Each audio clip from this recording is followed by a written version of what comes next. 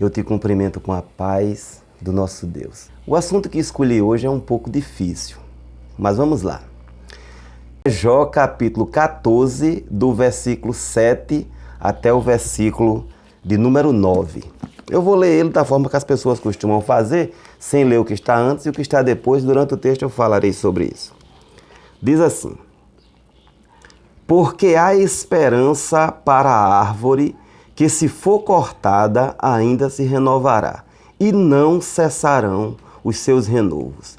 Se envelhecer na terra a sua raiz, e morrer o seu tronco no pó, ao cheiro das águas brotará e dará ramos como a planta. Que é a minha plenitude, bem antigazinha. Esse texto ele é muito falado, né? Eu li apenas essa parte do 7 ao 9 do capítulo 14. Mas para puxar o contexto, eu farei referências dos capítulos 11, 12, 13 e 14. Amém? O capítulo 11, ele registra a primeira participação de Zofar, um dos 3 amigos de Jó. E os capítulos 12, 13 e 14 contêm a resposta de Jó a Zofar, que por vezes ele se dirige aos 3, os 3 amigos. No capítulo 11, Zofar ele acusa Jó de paroleiro, conversador, de mentiroso, de zombador, de presunçoso, e ainda deseja que o próprio Deus ele replicasse, ele contestasse as insinuações de justiça própria que Jó estava se arvorando, segundo o entendimento de Zofar. Zofar entendeu que Jó julgava que sua provação era demasiadamente severa. Daí a sua fala ter sido tão enérgica. No final do capítulo 11, Zofar ele ainda aconselhou Jó a se arrepender da iniquidade e da injustiça, para que, segundo ele, a alma de Jó voltasse a gozar os benefícios de antes. Muito amigo, né, o Zofar? Devido à situação lastimável de Jó, a única coisa que lhe faria bem naquele momento, no momento daquela aflição, seria colo. Alguém que permitisse ele falar, desabafar terapeuticamente. Isso para não se deprimir ou até enlouquecer, né? Caso o seu ouvinte ele viesse a abrir a boca, as palavras dele deveriam ser, como disse o filósofo, melhores do que o silêncio. Ora, o homem havia perdido 10 filhos e para amenizar aquela dor e falando de forma enérgica, chamando Jó à lucidez, só Deus conseguiria isso. Deus tem os caminhos de prescrutar o coração do homem, ele se prescruta, melhor dizendo. Quando Jó iniciou a sua resposta no capítulo 12, ele foi já ironizando a sabedoria presumida dos seus amigos. Em seguida, ele, todo cuidadoso, foi se defendendo das acusações. Tem um detalhe, Bildad e Zofar, eles não apresentaram opinião própria, a opinião deles. Apenas se agarraram à linha de raciocínio de Elifaz. Supõe-se ser o líder daqueles 3, talvez até devido à sua idade. Jó ele manifestou o desejo que, de fato, ele gostaria que o Senhor atendesse à vontade de Zofar e viesse ao encontro dele para lhe apresentar o seu pecado. Mas Jó deixou claro que ele permanecia confiando em Deus. No capítulo 14, Jó ele entrou no campo da fugacidade ou da rapidez, da efemeridade da vida humana. Mas ele falou de uma forma bem racional, amparado na teologia da sua época, acerca do que se sabia de vida após a morte. Foi nesse ponto que Jó falou a expressão Sheol, que aqui é traduzida por sepultura. Tem várias traduções esta palavra de origem hebraica. Refletia então ali, ele em falando isso, o seu desejo de morrer, devido à tamanha aflição que ele enfrentava. É uma coisa muito compreensível, salutar. Perdão, não salutar, mas compreensível. Mas desde que, o desejo dele era morrer, mas desde que antes pudesse ouvir do próprio Deus qual teria sido o seu erro para lhe ser cobrado um valor tão alto. Ele de fato falou isso aí. Uma vez que pessoas piores do que ele, eu posso até exemplificar os que estavam ali na frente dele, gozavam as bem-aventuranças da vida. Deus ele estava, meu querido, lapidando o caráter de Jó. Jó vivia numa sociedade que era atolada na ilusão da troca de favores com Deus, como se Deus precisasse de alguma coisa do homem. E não precisa, Deus é pleno, completo. Jó estava tão envolvido naquela sociedade, naquela cultura teológica, ao ponto de fazer menção, se você for observar, da justiça própria, da justiça dele, apresentar o que ele fez, no momento do desespero, querendo se defender até. O plano de Deus em conduzir Jó para este caminho deu certo. Devido à aflição, teoricamente imerecida, Jó ele começou a vislumbrar, entendeu? Que essa tal teologia do interesse usada na época, não com esse termo que eu estou usando, era uma teologia e é falsa. Foi aí, meu irmão, que os seus amigos, eles não conseguiram entender uma ideia tão absurda, do ponto de vista cultural, claro, apresentada por Jó. Por isso, eles concluíram que Jó, na verdade, ele não passava de um hipócrita, que havia sido pego na peneira do Deus onisciente e agora estava sendo exposta à sua enorme culpa através do seu infortúnio. Não perca o enredo, não.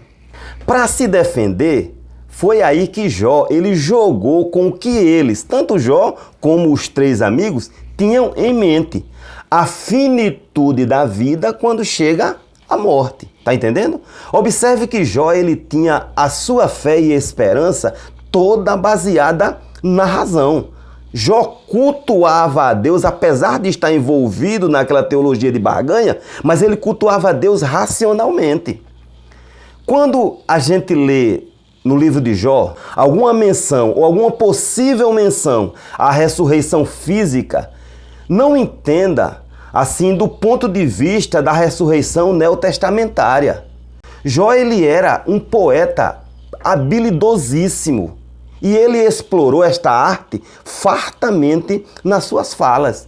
E o escritor do livro, inspirado, mas não anulado pelo Espírito Santo, ele procurou pelo menos ser o mais fiel possível às falas de Jó.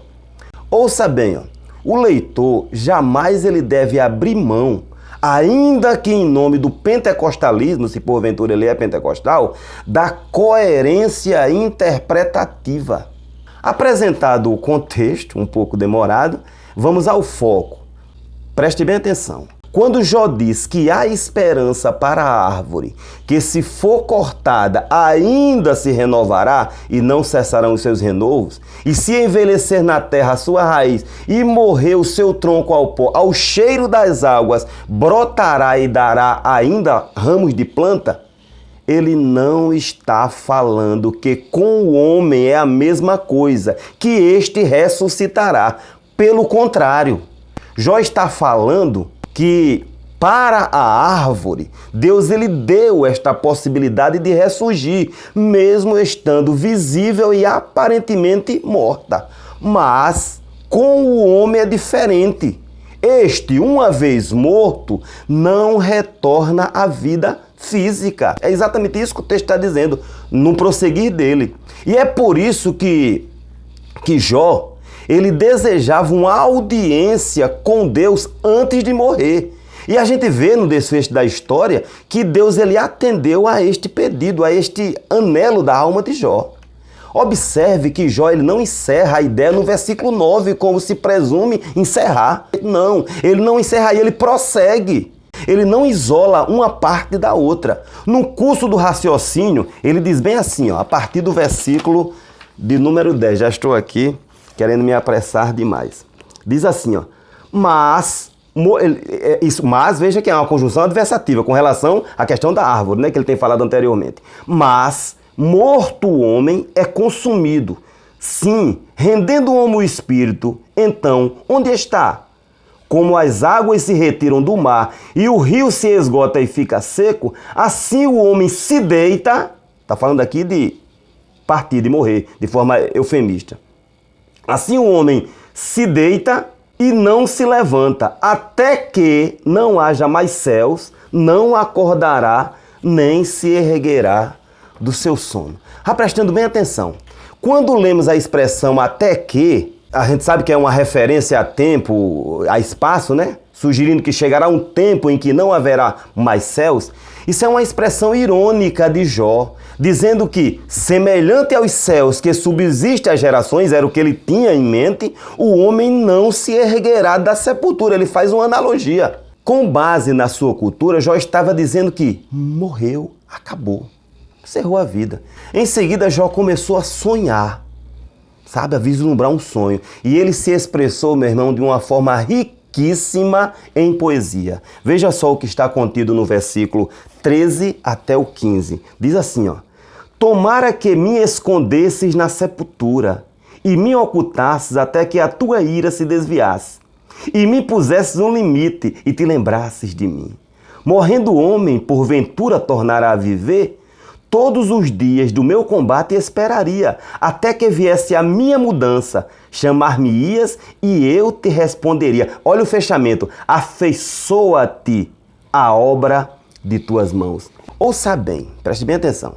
Se é para elevar o meu ânimo, ou elevar o ânimo de alguém, eu preciso me agarrar nessa parte do texto que mostra o servo de Deus, mesmo em meio a provações severíssimas, se agarrando na esperança de ter uma audiência com Deus.